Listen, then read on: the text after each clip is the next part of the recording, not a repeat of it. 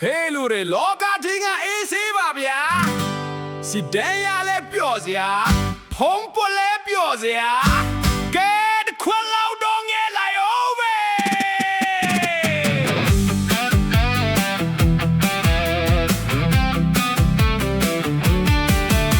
မနဲ့လင်းတာနဲ့မျက်လုံးငမ်ပွင့်သေးလက်တိုင်းစမ်းတာဖုံးလေးရှာနေသေးလိန်ဘောကရံဖွဲတွေကြည်ရတာဟောပြေဘယ်သူတွေဘာဖြစ်ကိုကတော့ okay TikTok ပေါ်မှာတချင်းတွေရှောက်ဆိုတန်ကပြင်းနေလေကိုဟာကိုမင်းသားဆို Come on ထဲမှာဆဲတာတွေလည်းပန်းမကြည့်ပါဘူးဗျာ Unfollow လုပ်မယ်ဆိုလေ The ball ပါပဲကွာ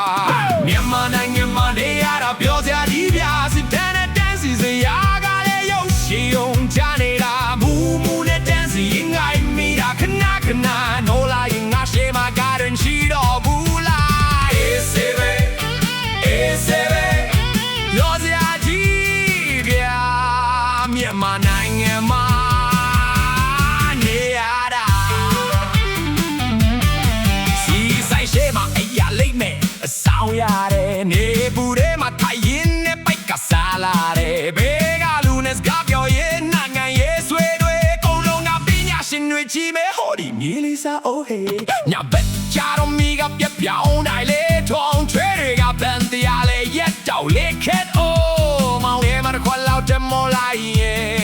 အိမ်မက်ထဲမှာတော့ငါဟာဘီရှနာတူသေးမဲဟိုမှာကြည်စမ်းလိုင်းပေါ်မှာရံပြင်းနေပြန်ပြီတချစ်ဆိုပြမယ်နားထုံကြောင်းတော့လေးတက်အကုန်လုံး